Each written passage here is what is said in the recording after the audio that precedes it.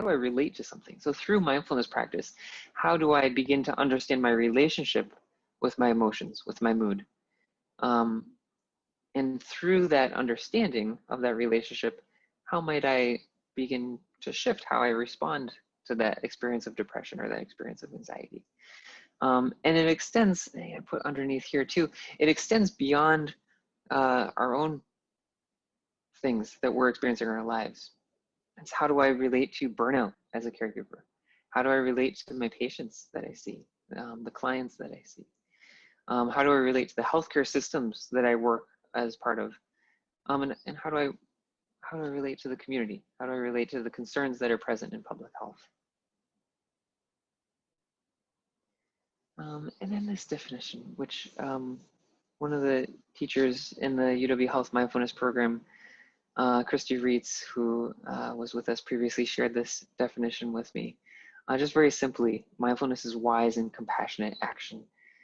And the reason I bring this up, the reason I kind of titled the talk this, is it begins to introduce the idea, the notion, the practice of mindfulness not just being something that we do in ourselves, with the lights turned down or, sitting quietly by ourselves. There's an action component to it. There's a cultivating this innate compassion that is within us. And so it's really what we're potentially working with as we practice mindfulness. So I just wanted to dip our toes into the research. I'm just going to take a quick peek at the chat box. I saw a couple of chats coming in. Just wanted to see if, yeah. Before I learned more, I thought it was a little out there. Yep, empathy, not sympathy, and providing compassionate care. Yes, so true. Sometimes we can't change what's going on in our world, but we can, change how we react to it. Absolutely. Redirect, rebuild, reassurance. Yeah, I love it. There is so much wisdom here. Thank you. Thank you. Please keep sharing, and I'll just keep checking back on the chat as we go through. So dipping into the research.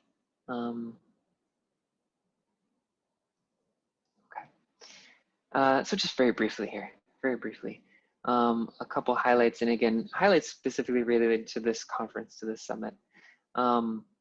Mindfulness and physiology, a lot of research, mindfulness in the brain. Actually, a lot of the research originated here in Madison, the Center for Healthy Minds, and Richard Davidson and his team of people.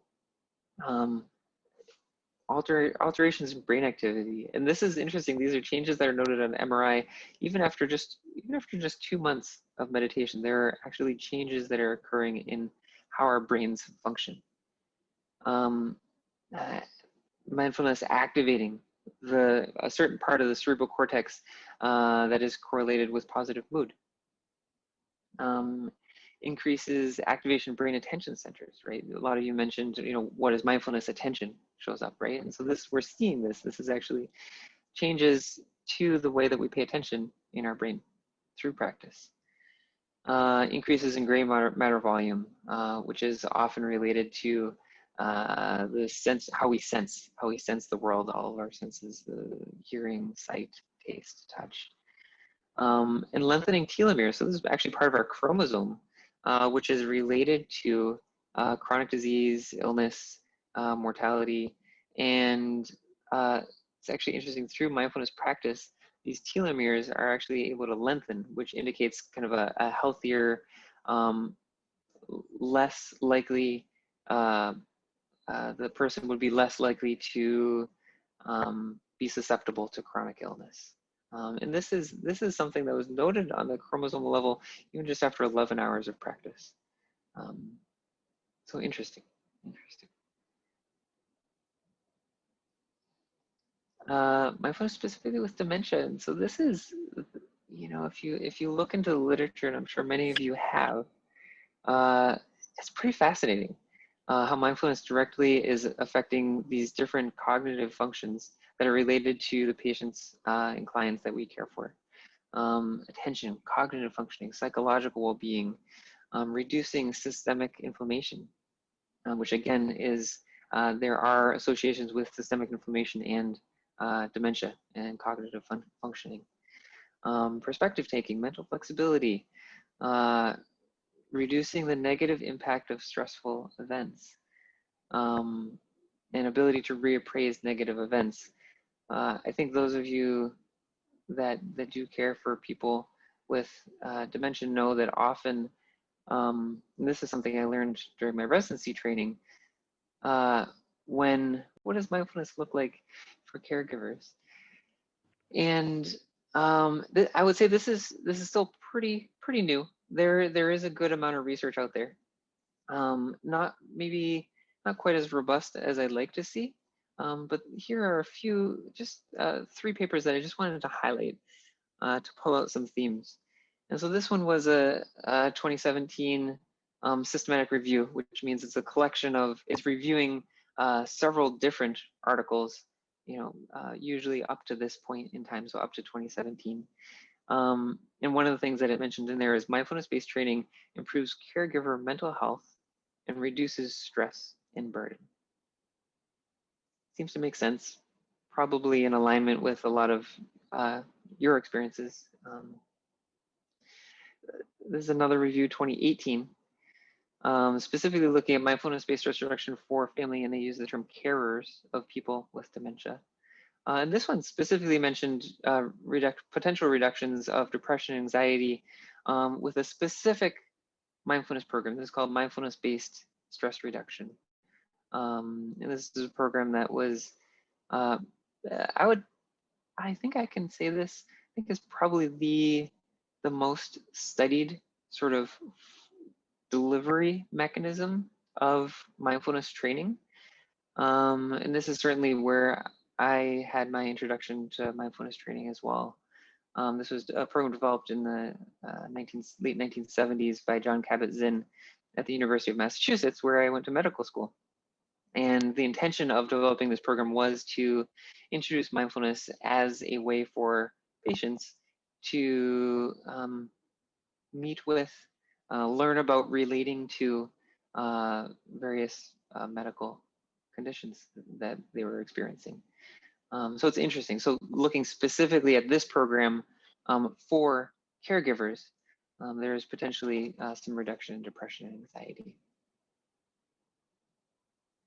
And then this is probably the most recent study, or one of the most recent studies that I found. This is 2019, and looked at just in general mindfulness-based interventions for people with dementia as well as their partners, the people that cared for them.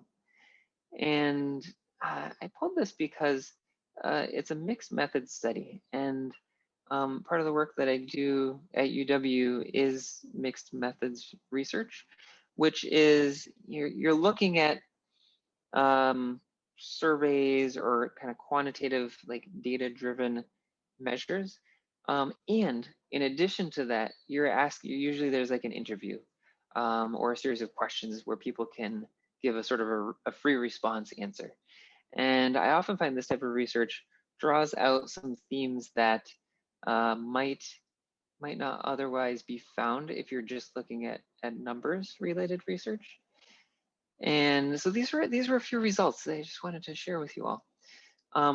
So first, both people with dementia and their caregivers reported beneficial effects of mindfulness training, relaxation, awareness, acceptance, resilience. I actually think we probably named all of those when we were checking in with each other about what is mindfulness. So yeah, I'm sure you all are aware that yes, this makes sense. This matches my experience of it as well. Participating in a group was considered valuable and supportive, right? And so what is it? How is the effect of being in a group, doing this training together, just the fact of being in community together, how is that nurturing and supportive? A small effect on increased quality of life for caregivers. And this study was interesting. So this one said there was no substantial decrease in psychological distress. And that last statement was specifically referring to caregivers. And I mentioned that for a couple of reasons. And I'll summarize it in this way. Just like I was saying before, mindfulness is it's not a fix, right? It's not a fix. It's if there are difficulties, challenges that are showing up in our workplace that are contributing to burnout, just doing mindfulness is not enough. It's not enough. And I think that's why sometimes in the research you see even people that do practice mindfulness regularly, sometimes there's not necessarily the effect that you would expect. So why is that? This is a model that was developed by Stanford, a Stanford wellness program. And it talks about professional fulfillment. It's probably a little bit oversimplified, but I think just for discussion, it's a helpful framework. So it talks about these three different aspects of professional fulfillment: personal resilience, efficiency of practice, and culture of wellness. So personal resilience is, I think we could probably include mindfulness practice or participating in a mindfulness program as a component of personal resilience. Now, the other two pieces, though, that are huge that we need to consider are what is the culture of wellness, right? What is the organization that we work within? What is the society that we live in? What is the culture that we live in? What is the community that we live in? What are the laws of the government, of the state, that regulate how we do our work, right? What is this culture of wellness? And then efficiency of practice, right? What are the things? So, you know, in clinical work that I do in family medicine, you know, we often talk about the electronic health record, and sometimes it's great and super helpful, and other times it slows things down quite a bit. And so how is it that we can recognize too that these sort of things that improve the efficiency of our practice are equally as important in allowing us to sense that feeling of professional fulfillment. So I just want to share that, right? So mindfulness is part of the work, and there are other pieces tied in too.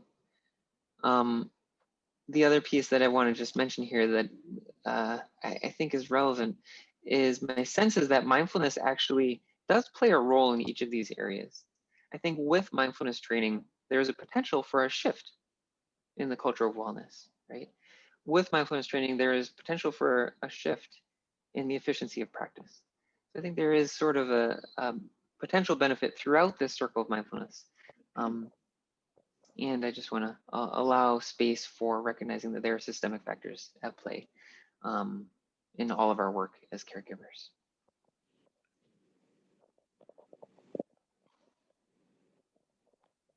Okay, just going to pause here again. And maybe, again, just maybe inviting just 3 breaths here, just like we did before.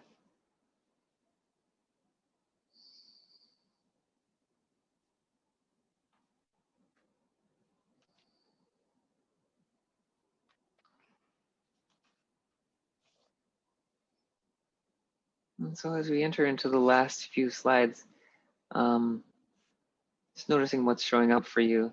And we're going to have a moment to share some questions and answers in the chat as well. Just wanted to share one final piece is, you know, how do we integrate mindfulness, right? How do we integrate mindfulness into our work? And my sense, and again, this is just my view, my lens, recognizing that it's limited by so many factors. Three areas that I think mindfulness can potentially show up in. One is our personal practice, right? Our personal lives. When, for example, I have a daily mindfulness meditation practice, and through that practice, I am able to notice some spaciousness in my life, some spaciousness in my work, some ability to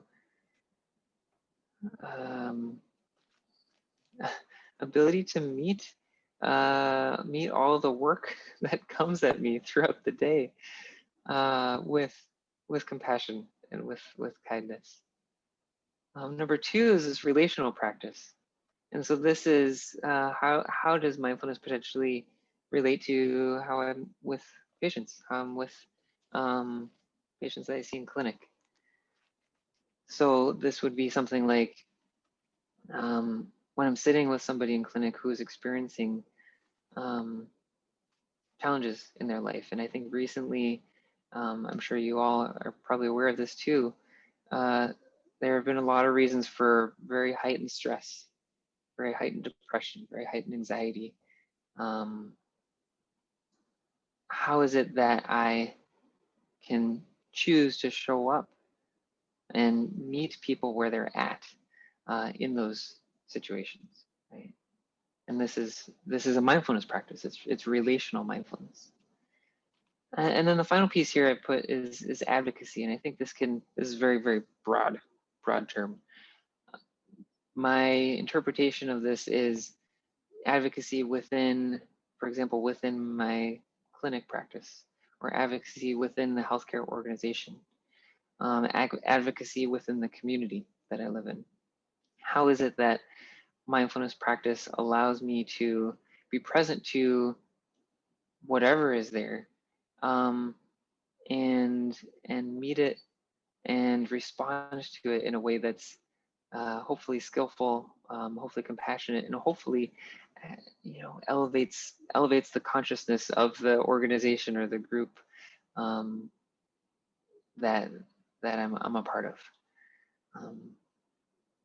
And I think again, this is where it circles back to mindfulness allows the potential for wise and compassionate action.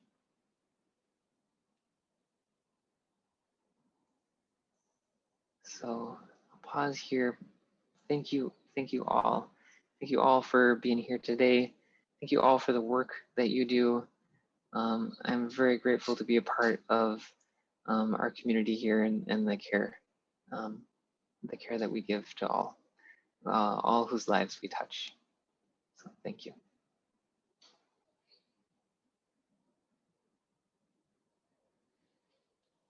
So I'd invite people now, if you would like to write questions in the chat box.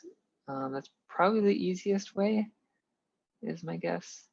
And if people feel compelled, if you do want to share something, feel free to kind of unmute yourself too, if you'd like to. So I'm seeing here, Debbie, such a fan of daily meditation. Even if it gives you just 2 minutes of peace, it's better than no minutes of peace. So true. And Felicia, thank you. Thank you.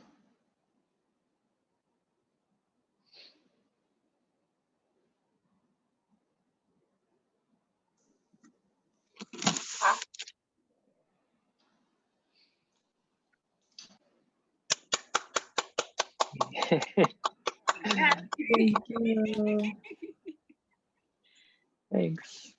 Thank you so much, Dr. Minichiello. Thank you very, very much. This has been very beautiful. And mindfulness, I think we all understand differently, but at the end of the day, the goal is the same. And thank you so much for this very wide knowledge that you've shared. Thank you. And on that note, we have come to the end of day one of the Aging Well Summit. It was really beautiful sharing space with all of you. I know we had a lot of technical issues, but hey, it's part of it. It's day one, so it comes with those expectations. But Dr. Vinny, can you all first and foremost join me so we can do a virtual round of applause for Dr. Minichiello? Thank you. It's unmute, you're fine. Thank you all so much. We appreciate you being here, spending this Saturday with us, and we hope that we see you again tomorrow because there's so much more to share tomorrow as well.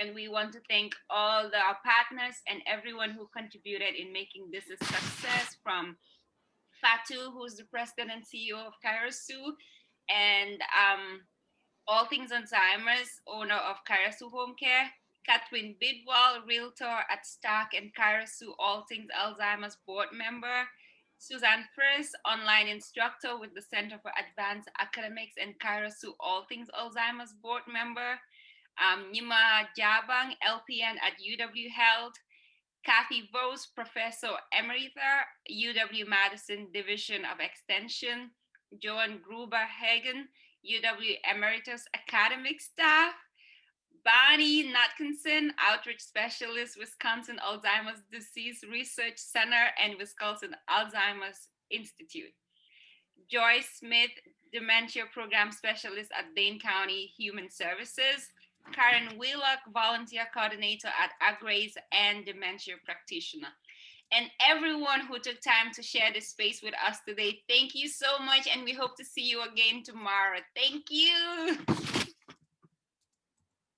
Happy Saturday.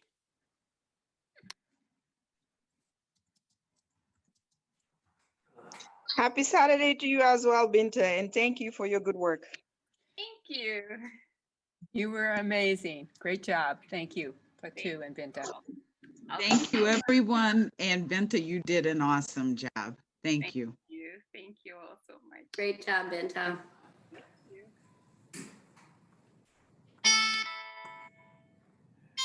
Great job, Binta. Thank you, everyone.